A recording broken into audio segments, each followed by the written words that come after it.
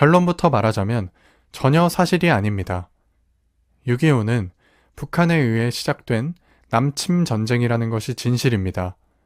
아무리 역사를 왜곡하여 진실을 감추려 해도 진실은 사라지지 않는 법.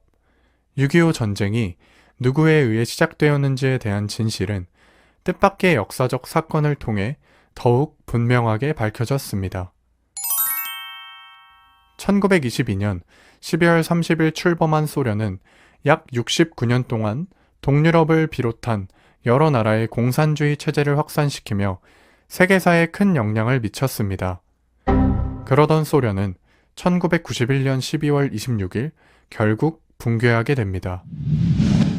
그리고 1994년 6월 2일 김영삼 대통령이 러시아를 방문했을 때 대한민국은 매우 중요한 역사 자료를 넘겨받게 됩니다. 바로 옛 소련 정부가 보관하고 있던 6.25 전쟁 관련 비밀 외교문서 216건, 총 548페이지에 달하는 자료였습니다.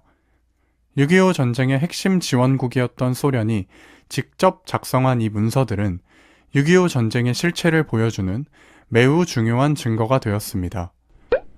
여기에 미국 국립문서기록관리청에 보관된 약 160만 면의 방대한 자료까지 더해지면서 6.25 전쟁이 어떻게 시작되었는지가 더욱 분명하게 밝혀졌습니다. 이 문서들은 모두 같은 사실을 가리키고 있습니다. 6.25 전쟁은 북한이 오랜 기간 치밀하게 준비한 뒤 1950년 6월 25일 새벽 대한민국을 기습 공격하며 시작한 남침 전쟁이었다는 사실입니다. 자, 이제 6.25 전쟁이 일어나기 1년 전인 1949년 봄으로 시간을 돌려볼까요? 북한의 김일성은 1949년 3월 3일 약 17일의 일정으로 박헌영 부수상 겸 외상을 비롯한 북한의 핵심 강요들을 데리고 무작정 러시아 모스크바를 방문했습니다. 그리고 3월 7일 당시 소련의 최고 권력자이자 공산당의 우두머리였던 스탈린을 만나러 갔죠. 김일성이 스탈린을 만나러 모스크바까지 찾아간 이유는 단 하나. 남한을 공격할 테니 무기를 지원해주고 전쟁을 허락해 주십시오 라고 간청하기 위해서였습니다. 당시 두 사람이 나눈 대화 기록을 보면 김일성이 얼마나 자신만만했는지 알 수 있습니다. 스탈린 동지, 지금 상황을 보면 우리가 군사적인 힘으로 한반도 전체를 해방하는 것이 딱 좋을 때입니다. 우리 군대는 남한보다 훨씬 강합니다. 게다가 남한 안에는 우리를 지지하는 게릴라, 무장공비들이 열심히 활동하고 있고 국민들도 친미 정권을 싫어해서 우리가 내려가면 무조건 우리를 도울 겁니다. 자, 이 눈빛이 이글거리는 간청을 듣고 스탈린은 뭐라고 했을까요? 놀랍게도 스탈린은 단칼에 거절하면서 아주 냉정하게 세 가지 이유를 말했습니다. 첫째, 지금 북한 군대가 남한을 압도할 만큼 강하지 않다. 둘째, 남한에는 아직 미군이 버티고 있어서 전쟁이 나면 미국이 바로 끼어들 것이다. 셋째, 아직 미국과 소련이 맺은 38선 협정이 살아있는데 우리가 먼저 그 협정을 깨면 명분이 없다. 한마디로 미국이 무서우니 아직은 안 된다는 이야기였습니다. 하지만 스탈린은 김일성을 그냥 빈손으로 돌려보내진 않았습니다. 1949년 3월 17일 대외적으로는 평범한 경제, 문화 협정을 맺는 척하면서 뒤로는 엄청난 비밀 계약을 체결한 것이죠. 이름하여 조소 군사 비밀 협정이었습니다.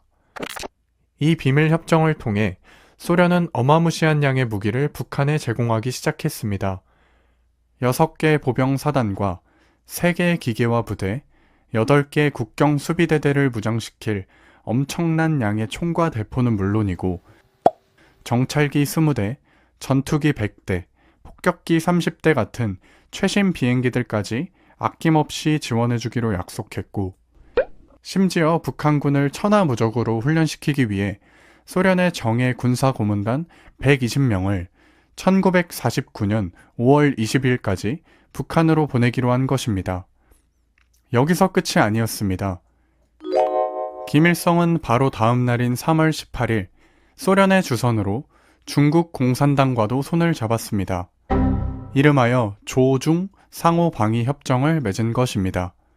그 내용은 다음과 같았습니다. 양측은 어떠한 침략에 대해서도 공동으로 방위한다. 만약 어떠한 제국주의 세력이든 북한이나 중국 중 어느 한쪽을 공격하는 경우 양국은 공동으로 행동하여 전쟁에 임한다. 만약 전쟁 중에 다른 나라, 즉 미국이 북한을 공격하면 중국 군대가 즉각 전쟁에 뛰어들어 북한을 돕겠다는 확실한 약속을 받아낸 것입니다. 든든한 무기와 강력한 구원투수까지 확보했으니 김일성의 마음은 얼마나 든든했을까요? 김일성은 포기하지 않고 1년 뒤인 1950년 3월 3일부터 4월 25일까지 다시 한번 스탈린을 찾아가 남침을 허락해달라고 끈질기게 매달렸습니다. 그리고 마침내 스탈린은 김일성에게 좋다, 남으로 내려가라며 남침을 최종 승인해 주었습니다. 불과 1년 만에 스탈린의 마음이 왜 바뀐 걸까요? 1950년 3월 3일부터 4월 25일 김일성의 소련 방문권이라는 이름이 붙은 소련 공산당 문서에서 스탈린이 남침을 허락한 이유를 찾을 수 있습니다. 첫째로 북한 인민군대의 군사력은 남한을 가볍게 이길 수 있을 만큼 압도적으로 강해져 있었습니다. 반면 남한의 군대는 무기가 형편없었고 실전 경험도 부족했습니다.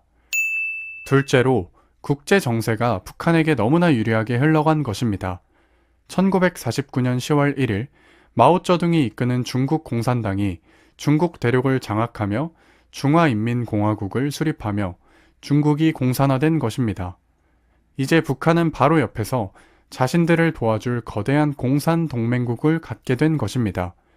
그리고 1949년 6월 남한에 있던 미군이 철수해버린 데다가 1950년 1월 12일 미국의 애치슨 국무장관이 미국의 아시아 방위선에서 남한과 대만을 제외한다는 이른바 애치슨 라인을 발표한 것입니다. 스탈린과 김일성이 보기에 이건 이제 남한에서 전쟁이 나도 미국은 간섭하지 않겠다는 청신호로 보였던 것입니다. 남침을 허락한 스탈린은 소련의 바실리에프 장군에게 직접 명령해 아주 구체적이고 치밀한 남침 작전 계획을 짜게 했습니다. 이른바 단 한 달 만에 남한을 통째로 삼키는 3단계 작전이었습니다. 1단계 작전은 38선을 돌파하여 이틀 만에 서울 점령 후 수원, 원주, 삼척을 잇는 선까지 5일 안에 진격한다. 2단계 작전은 그로부터 14일 안에 군산, 전주, 대구, 포항까지 진격한다. 3단계는 10여일 안에 목포, 마산, 부산 등 남해안 일대를 완전히 점령해서 전쟁을 끝내버린다. 즉, 이 계획은 미군이 대한민국을 도와주기 위해 남한 땅에 도착하기도 전에 속전속결로 전쟁을 끝내겠다는 야심찬 계획이었습니다. 북한이 발간한 역사책 조선전사에는 다음과 같이 기록하고 있습니다. 우리의 전략 계획은 미 제국주의자들의 대병력이 동원되기 전에 이승만 괴뢰 군대와 이미 우리 강토에 침습한 미군을 단시일 내에 소탕하고 인민군대가 부산, 마산, 목포, 여수, 남해선까지 진출하여 우리 조국 강토를 완전히 해방하여 인민군대를 전 조선 땅에 기동성 있게 배치함으로써 미 제국주의자들이 상륙하지 못하도록 하는 데 있다. 이런 증거들이 6.25 전쟁이 단순히 남과 북이 우발적으로 싸우다 커진 비극이 아니라는 사실을 증언해 주는 것입니다. 6.25 전쟁은 남과 북의 쌍방과실에 의해 벌어진 단순한 민족 상잔의 비극이 아니라 스탈린과 김일성에 의해 철저히 기획되고 중국 공산당이 합세하여 일으킨 명백한 남침 전쟁이었습니다.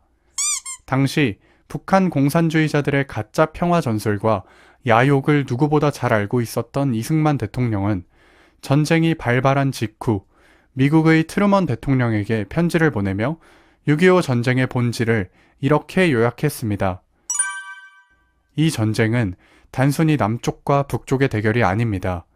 우리 땅의 절반을 강제로 빼앗은 소수의 공산주의자들과 자유를 지키려는 압도적 다수의